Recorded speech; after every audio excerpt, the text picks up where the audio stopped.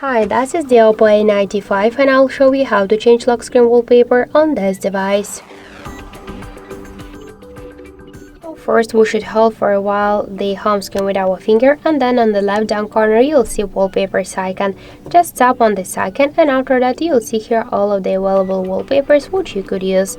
This could be the regular default wallpaper, the online wallpapers, but to use them be sure that you're connected to the Wi-Fi or to mobile data, and also you could use photos from album from your device gallery or downloaded previously from the internet photos.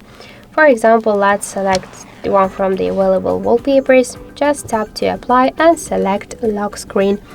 Wait a second, and now we could see the changes on our lock screen. Also, we get one more way how we could do that. Just open first the settings app and then tap to wallpapers and styles. Tap to wallpapers section and by the same way select one from the available wallpapers here. I'll use the online one.